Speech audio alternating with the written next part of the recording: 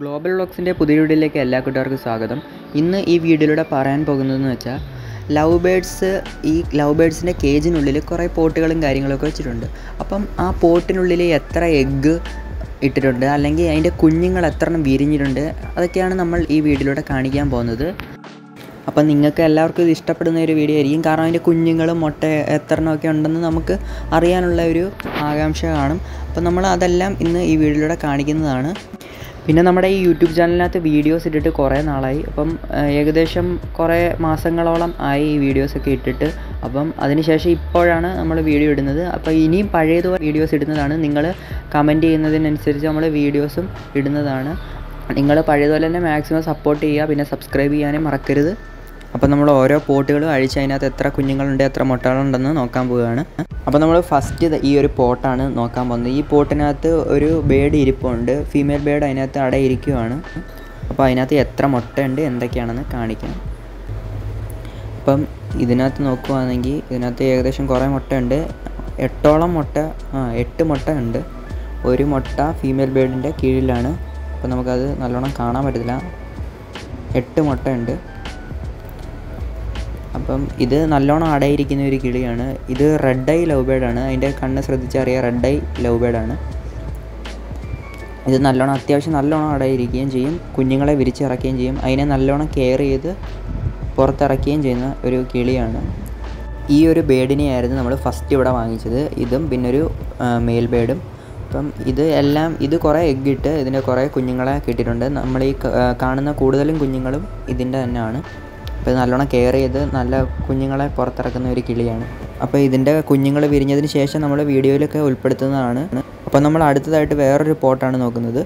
അപ്പം ഈ ഒരു പോട്ട് ശ്രദ്ധിക്കുകയാണെങ്കിൽ കാണാം ഒരു മുട്ട അതിനകത്ത് കിടക്കുന്നത്. പക്ഷേ ഈ മുട്ട വിരിയത്തില്ല. കാരണം ഇതിനകത്ത് അടയിരിക്കാൻ വേണ്ടി കിളി ഇല്ല. നമ്മൾ കിളിയെ മാറ്റിയിട്ട്, കാരണം ബേഡിൻ്റെ ഫസ്റ്റ് എഗ്ഗിങ് ആണ്. അത് കൂടാതെ തന്നെ ഈ കിളി ഇതിനകത്ത് ഒരു മുട്ട ഇട്ടതിന് ശേഷം മറ്റ് കിളികളുടെ ബ്രീഡിംഗ് പോട്ടിൽ കയറുകയും അതിൻ്റെ കുഞ്ഞുങ്ങളെ കടിക്കാനും കൊത്തുകയും ഒക്കെ ചെയ്യുകയാണ്. അതുകൊണ്ട് തന്നെ നമ്മൾ മാറ്റിയിട്ട്. അപ്പം നമ്മൾ ആ ഒരു മുട്ട കണ്ടതെന്ന് വെച്ചാൽ അതുകൊണ്ട് ആ ഫീമെയിൽ ബേഡിൻ്റെയാണ്. ആ വെള്ളയുടെ തൊട്ടപ്പുറത്തിരിക്കുന്ന ബേഡാണ് ആ ഒരു എഗ്ഗ് ഇട്ടത്. അത് ഫസ്റ്റ് ഒരു കാലം സെലക്ട് ചെയ്തിട്ട് അതിനകത്ത് പോയി മുട്ട ഇട്ടതായിരുന്നു. പിന്നീട് അത് വേറെ ബ്രീഡിംഗ് പോട്ടുകളിൽ കയറാനും പിന്നെ അതിൻ്റെ കുഞ്ഞുങ്ങളെ ആക്രമിക്കാനും പിന്നെ ഈ പോട്ടിൽ കയറുമ്പോൾ പേരൻസും കൊത്തുകൂടാനൊക്കെ തുടങ്ങി. അതുകൊണ്ട് ആ ഒരു കൂട്ടിൽ നിന്ന് വേറൊരു കൂട്ടിലേക്ക് മാറ്റിയിട്ടു. ഇനി നമ്മൾ അടുത്തൊരു പോട്ടിലേക്കാണ് പോകുന്നത്. അടുത്ത പോട്ടിനകത്ത് കുഞ്ഞുങ്ങൾ വിരിഞ്ഞിറങ്ങിയിട്ടുണ്ട്. അപ്പോൾ അടുത്തതായിട്ട് നമ്മൾ ഈ ഒരു പോട്ടാണ് എടുക്കാൻ പോകുന്നത്. ഈ പോട്ടിൻ്റെ മണ്ടയിരിക്കുന്ന ഈ ബേഡാണ് അതിൻ്റെ ഫീമെയിൽ ബേഡ്, അതായത് ഈ കുഞ്ഞുങ്ങളുടെ പേരൻ്റായിട്ടുള്ള ബേഡ്. അപ്പം നമ്മൾ ഈ കേജിൻ്റെ വെളിയിൽ ഈ പോട്ട് എടുത്ത് വെച്ചിട്ടാണ് കാണിക്കുന്നത്. അല്ലാതെ നമ്മൾ അതിനകത്ത് വെച്ചിട്ട് കാണിക്കാൻ ബുദ്ധിമുട്ടായതുകൊണ്ട് വെളിയിൽ എടുത്ത് വെച്ചിട്ടാണ് കാണിക്കുന്നത്. അപ്പം ഈ പോട്ടിനകത്ത് 4 കുഞ്ഞുങ്ങളുണ്ട്. 8 മുട്ടകളോളം ഉണ്ടായിരുന്നു. അതിനകത്ത് 4 എണ്ണം വിരിഞ്ഞില്ല. നമ്മൾ ഇത് നേരത്തെ എടുത്ത് ഇതിൻ്റെ മുട്ടയൊക്കെ എടുത്ത് കളഞ്ഞായിരുന്നു. അപ്പം നമ്മൾ ആ മുട്ടയൊക്കെ എടുത്ത് കളഞ്ഞത് കാരണം അതിനകത്ത് കുഞ്ഞുങ്ങളൊന്നും ഇല്ലായിരുന്നു. നമ്മളത് ചെക്ക് ചെയ്തിട്ടാണ് എടുത്ത് കളഞ്ഞത്. അപ്പം ഈ 4 കുഞ്ഞുങ്ങൾ വിരിഞ്ഞിട്ട് ഏകദേശം ഒന്നൊന്നര ആഴ്ചയോളം ആയി കാണത്തുള്ളൂ. ഈ കുഞ്ഞുങ്ങളുടെ പേരൻസ് ഇതിന് നല്ലോണം ഫുഡൊക്കെ കൊടുക്കുന്നുണ്ട്. ഫീമെയിൽ ബേഡും മെയിൽ ബേഡും ഫുഡ് നല്ലോണം ഇതിന് കൊടുത്ത് കെയർ ചെയ്ത് നോക്കുന്നുണ്ട്. ഇതൊരു 2-3 ആഴ്ചയൊക്കെ ആകുമ്പോഴത്തേന് ഇതും ഫെദേഴ്സൊക്കെ കിളിച്ച് വെളിയിലൊക്കെ ഇറങ്ങാൻ തുടങ്ങും. അപ്പോൾ അതിൻ്റെ ഓരോ അപ്ഡേഷൻസും കാര്യങ്ങളുമൊക്കെ നമ്മൾ അടുത്ത വീഡിയോയിലൂടെയൊക്കെ ഉൾപ്പെടുത്തുന്നതാണ്. അപ്പോൾ അടുത്ത പോട്ട് നമ്മൾ ചെക്ക് ചെയ്യാൻ പോവാണ്. അതിനകത്ത് എത്ര കുഞ്ഞുങ്ങളുണ്ടെന്ന് കാര്യങ്ങളൊക്കെ നമുക്ക് കാണാം. അപ്പോൾ ഈ പോട്ടാണ് നമ്മൾ ഇനി കാണിക്കാൻ പോകുന്നത്. ഇതിനകത്ത് ഈ ഒരു പേരൻ്റ് ബേഡ് ഇപ്പോൾ 2ാമത്തെ ക്ലച്ചാണ്. ആദ്യത്തെ ക്ലച്ച് മുട്ടയിട്ട് വിരിഞ്ഞില്ല. ഇത് ഇപ്പോൾ 2ാമത്തെ വട്ടം 11 മുട്ട ഇട്ടിട്ടുണ്ടായിരുന്നു. 11 എണ്ണത്തിൽ 3 എണ്ണം മാത്രമാണ് കിട്ടിയത്. 8 മുട്ട വേസ്റ്റായിപ്പോയി. അപ്പോൾ അത് നമ്മൾ നേരത്തെ എടുത്ത് കളഞ്ഞായിരുന്നു. ഈ വീഡിയോയ്ക്കകത്ത് ഉൾപ്പെടുത്താൻ പറ്റിയിട്ടില്ല. അപ്പോൾ ഈ കുഞ്ഞുങ്ങൾ ഏകദേശം 1.5 ആഴ്ച പ്രായമായിട്ടുള്ളതാണ്. ഇത് ഏകദേശം ഒരു 2 ആഴ്ചയൊക്കെ ആകുമ്പോഴത്തേന് ഇതിന് ഫെദേഴ്സൊക്കെ കിളിക്കാൻ തുടങ്ങും. എന്നിട്ട് അതിൻ്റെ കുഞ്ഞുങ്ങൾ വെളിയിലോട്ടൊക്കെ ഇറങ്ങുകയും പിന്നെ തീറ്റ എടുക്കാനൊക്കെ തുടങ്ങുകയും ചെയ്യും. അപ്പോൾ അതിൻ്റെ കുഞ്ഞുങ്ങൾ വിരിഞ്ഞതും വെളിയിലിറങ്ങുന്നതും തീറ്റ എടുക്കുന്നതും ഒക്കെ നമ്മൾ അടുത്ത വീഡിയോസിലൂടെയൊക്കെ ഉൾപ്പെടുത്തുന്നതാണ്.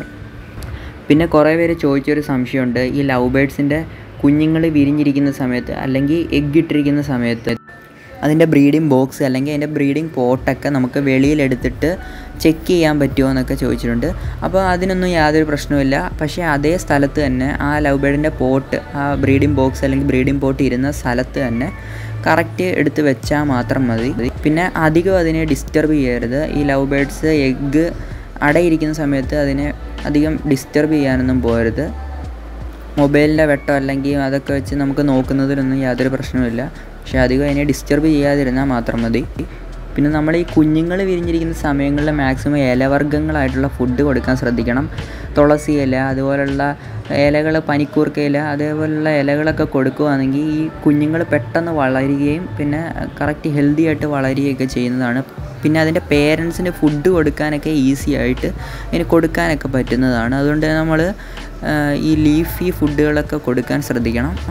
അപ്പോൾ ഇത്രയൊക്കെയാണ് നമ്മുടെ ഇന്നത്തെ വീഡിയോ. ഇതിൻ്റെ കുഞ്ഞുങ്ങൾ ഉള്ള പോട്ട് മാത്രമാണ് നമ്മൾ ഈ ചെക്ക് ചെയ്തിട്ട് കാണിച്ചു തന്നത്.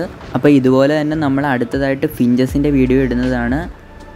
നമ്മുടെ കയ്യിലുള്ള കുറേ ഫിഞ്ചസുകൾ എഗ്ഗ് ഇട്ടിട്ടുണ്ട്. അപ്പോൾ അതൊക്കെ അടുത്ത വീഡിയോയിലൂടെ ഉൾപ്പെടുത്തുന്നതാണ്.